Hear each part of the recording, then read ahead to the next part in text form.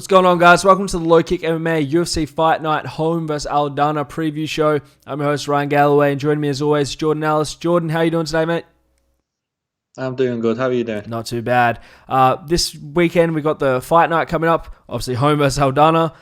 Probably not the most stacked fight night we've seen, especially being on Fight Island, just coming there and having that pay-per-view. It's a bit of a tapering down in terms of name power and people you're going to know on this one. There's a few people on here that you'll be familiar with, but for the most part, it's kind of a lot of, I'd say, up-and-comers, you know what I mean? Fighters who aren't really staple names. What are your thoughts on the card? Yeah, I think it's a good card. It's a decent card. I think during this pandemic, we've seen much worse cards than this. I think it's a strong headliner. It's got a couple of good fights on. So you've got the women's banter fights between Dirandami and Pena on there. Carlos Condit's return, and then you've got, as you said, a few up and comers sprinkled in. So it's a good card. It's not a main event anyone's hoping anyone's gonna moan about, because Holm's a former champion. Aldana's the fastest rising star in the division. So it's a solid card. It's one I'm looking forward to. Absolutely. I mean, both these women here know how to strike, and I'm hoping in this matchup we will see a bit of a striking showcase, because obviously Holly Holm, she's got that background in kickboxing and boxing. Before she did MMA, she was one of the better strikers coming into the sport, and like earlier in her career, that was really her staple thing, her striking ability. Whereas now she kind of leans more on her ability to clinch up and do damage against the cage. Whereas Aldana, she's pure boxer pretty much. She's got awesome hands, awesome jab that she uses, and she's going to want to keep it on the feet. So it's an interesting matchup, and I really do wonder how this fight will play out. What are your thoughts? Yeah, I think if Holm wins, it's gonna be the way we've seen her winning fights lately, kind of grinding it out, holding up the fence, and for the fans, I hope she doesn't win, because I think if she doesn't win, she's gonna get knocked out, which it'll be exciting, it'll be a fun fist fight. But in my mind, I just see her winning. I don't see anyone on Aldana's level ever beaten Holly Holm. I feel like she's only lost to the best of the best. Amanda Nunes twice. Is it twice now? Misha Tate, Valentina, Dirandami. So she's only lost to the best of the best. So if she lost to Aldana, I think this would be the worst loss of her career. Or maybe Aldana's just the next big thing. So this is why this main event is a good main event. It's really exciting.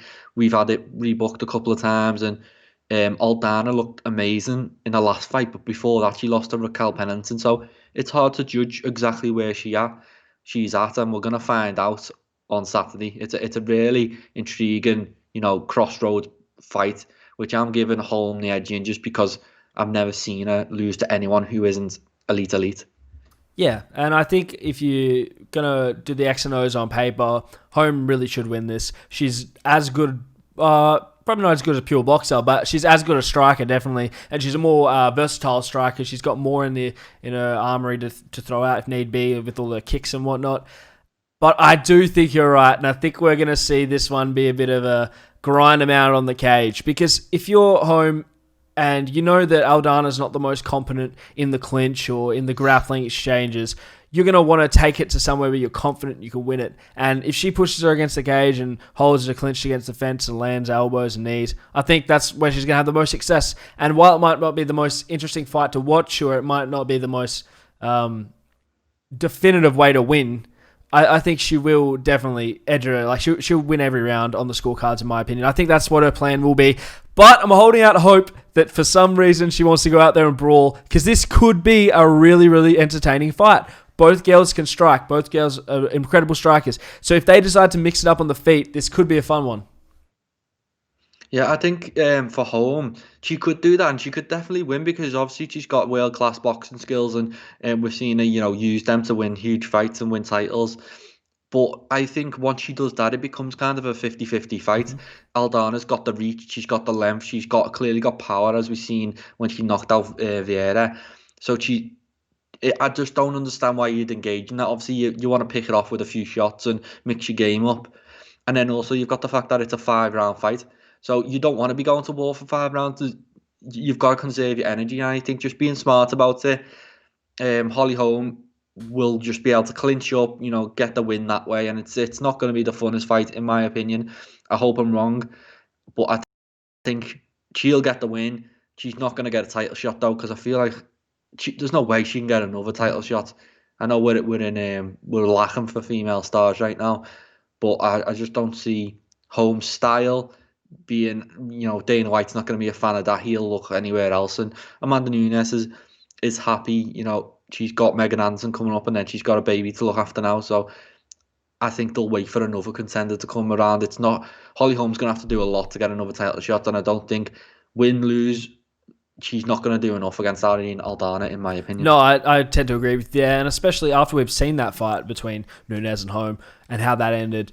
She didn't give us much in that fight to think that she'll do better in a rematch. It's kind of like that, maybe not the best comparison, but Whittaker out of Sunday kind of thing. You like the fight wasn't close, She has to do a little bit more before we convince she can make a difference in a rematch.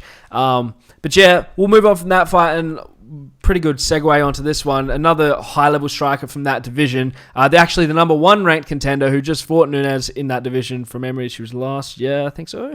Could be wrong. But Jermaine Dirandami is fighting Juliana Pena, and this is an interesting fight for her because obviously Pena hasn't fought. She fought last year, I think, but before that, she hasn't fought in a couple of years from memory. That was when she lost to Shevchenko by armbar. So she's coming back again, taking on Jermaine, who is obviously one of the highest level strikers in that division, if not women's MMA. So how do you see this one going? I think it's a great fight. I really do like this fight because I like Dirandami. She's obviously elite level striker, and even Nunes had to take it to the ground. She didn't want to hang her on her feet, and Nunes is obviously an elite level striker herself, so she took it to the ground. I think Pena will want to do the same. I'm a big Pena fan. I've been watching a lot of these girls since the tough days, and Pena was one who I thought would go on and be a champion, and things just haven't quite worked out for her, not yet anyway. She blew out a knee in training. I think she was out for about 2 years, and then she runs into someone like Shevchenko and she grabs your arm, and then you've had a 2-year layoff before you know it. But I think last time out against Nicole Montagna, she looked really good. That's a top contender to get straight back on your record. She's game as it gets. She likes the ground and pound style. So I think it's a battle of wills. It's who can implement their game. Can Dirandami, can she keep it on the feet? Can Pena get it to the floor? I think either way, it's gonna go the distance. I think I give the edge to Pena just because I am a bit of a fan. So I do want to see her progress and win and things like that. So I hope she's able to pull it off. But it's a tough fight, and I wouldn't be surprised if the winner of this one goes and gets the title shot next, rather than the winner of if Holly Holm wins anyway. Yeah, and I mean, we saw that Dirandami first Nunes fight, and to be honest, it was reasonably competitive in terms of Nunes fights, Obviously, the grappling was the determining factor in that one, but you could tell the leaps and bounds that she's improved since Nunes and her first fought in the grappling department, and she looks like I wouldn't say she's comfortable, but she looks like she's not in the most danger when she's on her back, you know what I mean? And it's always going to start on the feet every round. And I just feel like in this matchup here, she's too good technically striking to find herself in the positions where she's going to get taken down. So I imagine her keeping this one standing for the most part and just outstriking her, possibly getting a finish. I'm not too confident on that, but I definitely think she will win, and I definitely think it'll be a decisive win. I don't think it will be too close. But the last fight I want to speak about on this card, obviously coming back after a little break off there, you got Carlos Condit fighting Court McGee, and obviously Condit's on a bit of a losing streak going into this one. Yeah, it's sad to see. A lot of these fighters now, it's similar with Robbie Lawler, who he had a great fight with. They're just on downward spirals, and Condit has been largely due to injury. He's had some type of knee injury. He seems really easy to submit at the minute. But he's been coming up against, top. I think he should have beat Alex Oliveira, to be fair. I think they're the type of wins. But besides that, you've got Chiesa, Magny, Maya. They're not bad losses. So Court McGee is a real chance for him to get his, back in the win column. Nick Diaz is on his way back. I've just been writing up an article about Condit calling him out.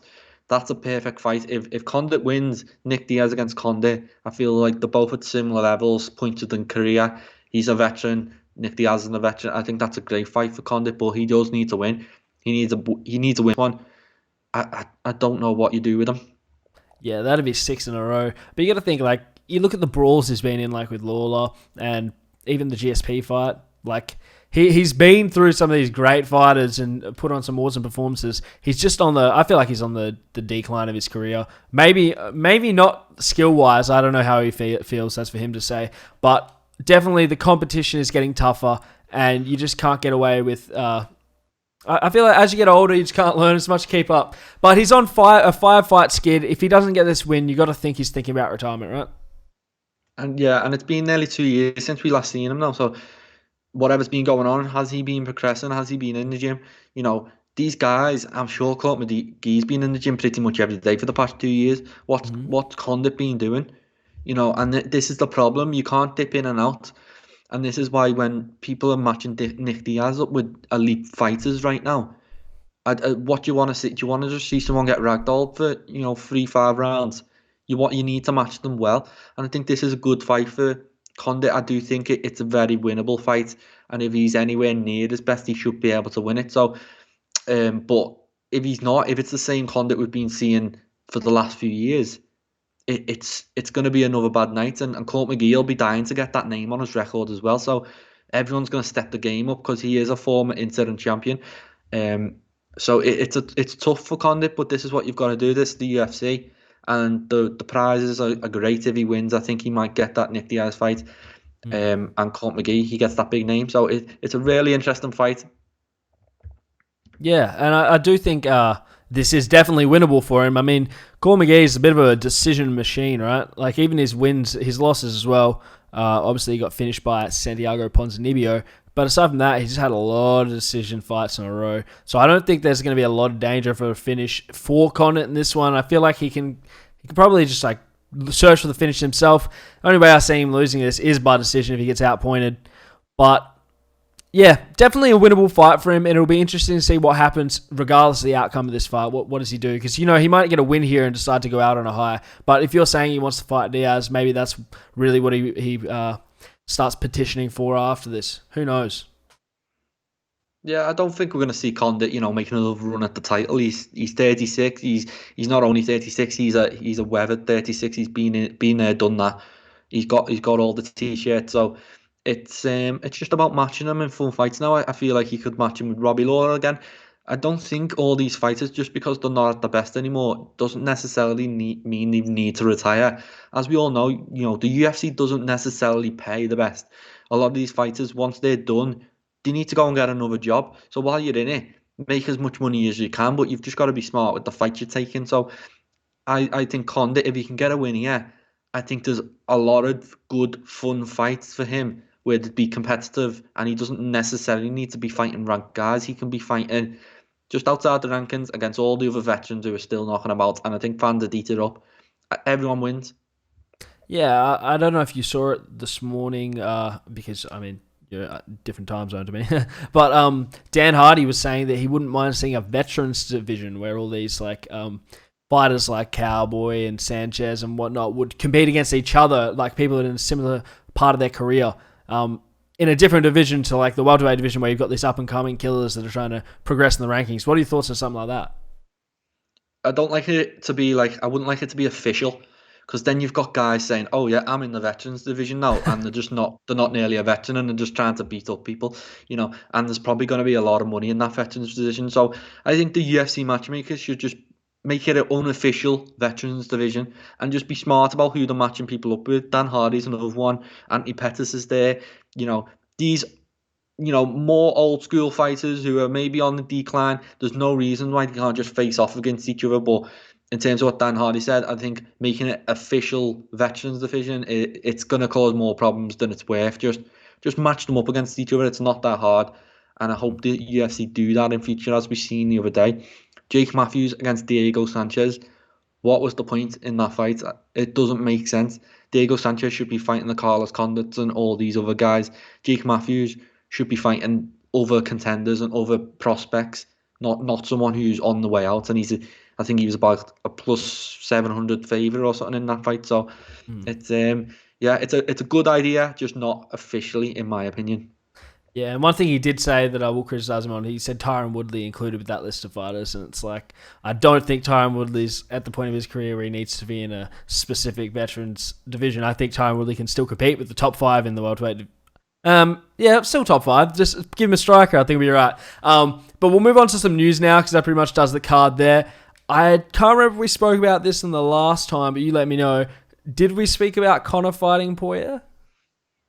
No, we haven't spoken about that yet. That's a great one to start on. So obviously Conor McGregor comes out and says that he wants to fight again. Obviously he's got that boxing match he's been hyping up, which I did think we spoke about. But not just that, he offered to fight Dustin Poirier in a charity fight where all the proceeds would go to, I think it was the Good Fight Foundation or whatever Poirier's foundation is, and another charity of his choice. I can't remember if he said which one it would be. But anyway, this fight would be outside of the UFC's control, is what he said. Do you think that's possible? Or do you think because they're both under contract with the UFC has to be involved at some facet? I'm not sure how it works. I think the UFC had to be involved even in his boxing fight against Floyd Mayweather. I think they could have stopped it if they wanted to, the UFC. So I do think it's all a bit noise. It's not something I particularly get excited about. And to be fair, I don't want to see these two people, fight for charity. As good as it is, you sort the charity out after an official fight. These are two, still of the two best lightweights in the world. So why are they fighting for charity? Go and fight for, rankings, belts, things like that. I do think it's all a bit of hot air. I think there's a lot coming from McGregor right now. He's realising that a lot of people have got the eyes on the UFC. He wants a piece of it. He clearly wants to fight. He's going to fight. I think he'll end up landing back in the UFC in next year. I don't think he'll fight Pacquiao. I don't think he'll fight Poirier for charity anyway. I think he'll be back in. Best case scenario for him is that Justin Gaethje beats Khabib, and then they're just going to match them two up. It'll be so easy. But if Khabib wins, he is again stuck in limbo a bit, and he just needs to be taking fights now against Poirier, the Dan Hookers, Tony Fergusons. They're all there. He's just got to fight them, and then maybe he'll get another shot. I am more than happy to see any combination of those three fighters. Conor McGregor, Dustin Poirier, I forgot who we were talking about, and Tony Ferguson. Match them up any way you want. I'm happy to watch both those fights, all three of those fights, and I don't think anyone would argue that because they're all fantastic fights. And I do agree with you. I think he will be back in MMA before the year's out. If he doesn't, I'll be wildly surprised, but it remains to be seen. Next piece of news I've got here was, I don't know if you heard, Daniel Cormier had some harsh remarks about Jan Blachowicz. Pretty much only one thing. He said that he wouldn't beat Jones was his remarks. He said Jones could come down and take title. So then Jan responds and offers to fight Daniel Cormier, tells him to come back and try out the belt. What are your thoughts on that? Obviously, I don't think we're going to see Cormier do it, but how do you think a fight between the two of those would go, should it happen? I think it's a weird time for the light heavyweight where, because we're in transition, people like John, they don't even know who to call out because Jones is still there, technically. Cormier, who's obviously one of the best light heavyweights ever, is only just retired. So he's like, shall I call out these really big names? Shall I go for the next contender? And so he's just, calling out whoever he can get his hands on. Cormier, obviously, I think would beat John. I don't think Blachowicz is all of a sudden some world beater who, I don't think he's any bit better than the guy who lost to Thiago Santos. Mm-hmm. I still think Thiago Santos will beat him again. And I still think this title's going to change hands a lot. I just think he looked fantastic the other night, so credit to him. And hopefully he gets a big fight now. I wouldn't be surprised to see Jones come back down. I don't expect Cormier to be back, especially not at light heavyweight. He didn't enjoy that cut as it was, so especially not after retiring. So I'm sure he's been eating some Popeyes or whatever he's been doing in retirement. It's going to be hard to me. Yeah, no, I can't see Cormier coming back. But if John comes back down to light heavyweight, I can't help but just think and hope that he takes on Adesanya. Because Adesanya doesn't have an opponent right now. And if Whittaker is to win, Adesanya's not going to have an opponent for quite some time, until next year. This is the perfect time for the UFC to make the Adesanya vs. Jones fight. Jones he can't have fully bulked up to a heavyweight yet. He's only been trying to make heavyweight for, 2 months max now? He can't have put on that much weight or muscle. So I feel like if he wants to make light heavyweight, he's quite possible of doing that. And Adesanya can make light heavyweight because he comes in under anyway. So I feel like if he was to come in that fight, he'd probably be around 200. I can't imagine he'd make the mark of 205. So with Izzy's last performance looking like an unstoppable force, and Jones walking away trying to go for the heavyweights because he doesn't have a big name to fight at light heavyweight, this is the fight to make. And even if there's no belt on the line, I think that makes it even better, because I don't think Izzy wants to be going between divisions defending 2 titles. I think Izzy's more than happy to just defend the middleweight title. And if you give him a chance to fight John Jones in this like super fight, right? It would be a super fight. It wouldn't be for a title, it would just be a super fight. I think whoever wins that, it comes out really, really good on their career. What do you think? Yeah, I think now's the time to make it. I really do, but I just don't think it's going to happen. The more I look at Izzy, he's going to have to bulk up to 205, and I think he's a smart enough guy to know if I just turn up with, I just eat a few extra meals and I try and bulk up that way, I'm going to look terrible against John Jones. I'm going to have a pot belly. He's not going to look like Izzy. So I think he wants, 6 months or a year to start, hitting the weights, doing it properly, which I don't, hate on him for, but I think now is the time, because it's now or never, because once Jones goes to heavyweights, I don't see him coming back down. So as you said, right now, I don't think he's done a lot of bulking up. I think if he wanted to make 205, he could still make it. But can Izzy make it? And it's just a tough matchup, but money talks, and if the right amount of money is put on the table for either of these guys, I think it can happen. And I think Izzy will just give up that advantage of, having the time to bulk up.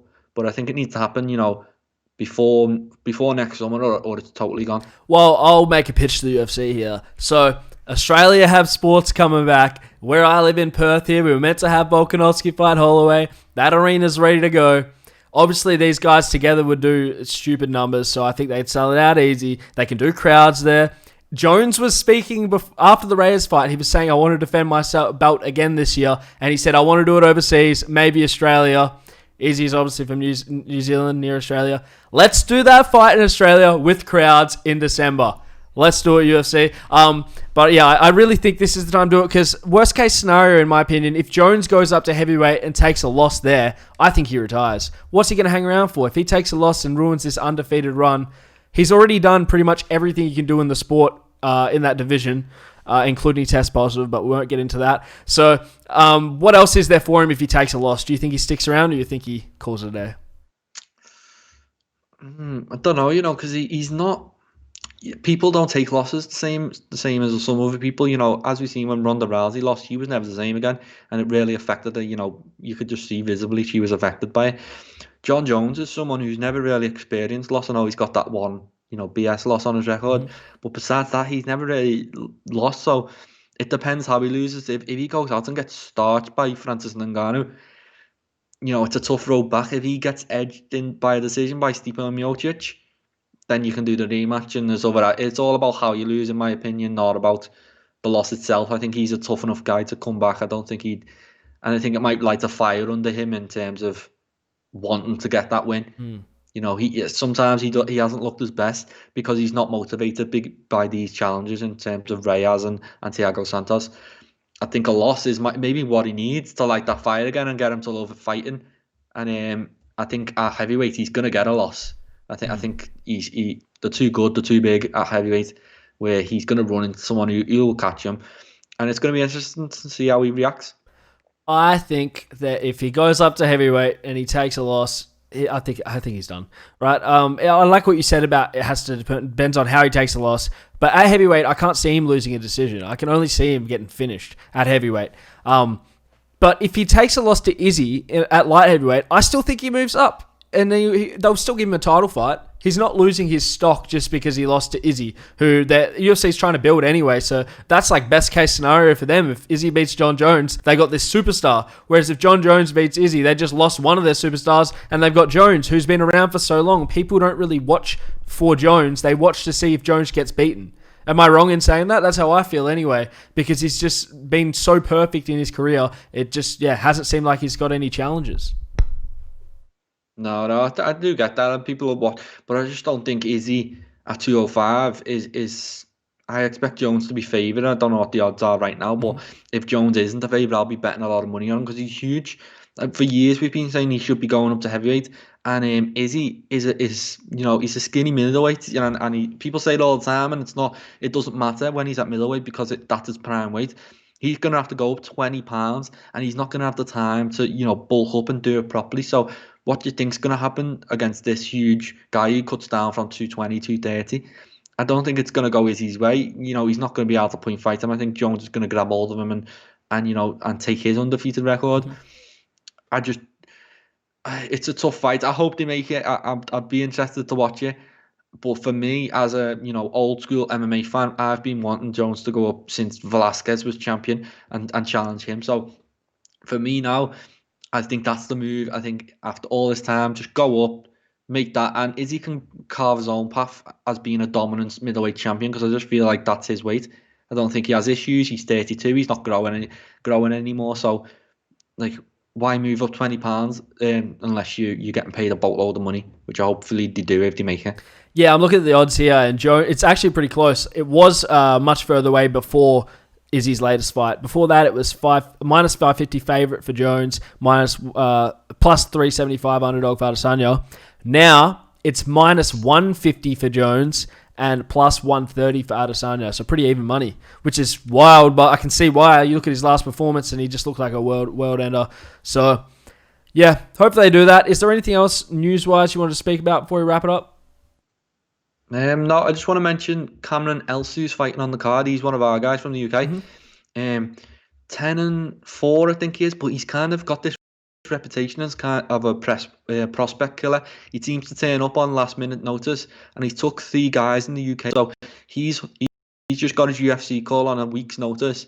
He's known for banging and knocking people out in the first round. So he's someone to potentially look out for. He trains with Donald type of person he is. He's coming for fight of the night. He's coming for knockout bonuses. And I just want to give him a shout out because he's someone who we could see doing, something like Kevin Kroom did the other week and just turning up, wiping someone out within a round and making a name for himself and some money. So just wanted to give him a shout out. Yeah, look forward to that one. I think that's our featured prelim. It looks like on the UFC side anyway. It's above the Condit McGee fight. So that'll be a good one. Kyler Phillips, I remember his last fight. I just couldn't tell you who it was against. But yeah, exciting times. We'll see how that goes. But thanks for watching, guys, and we'll speak to you after the event to break down all the action.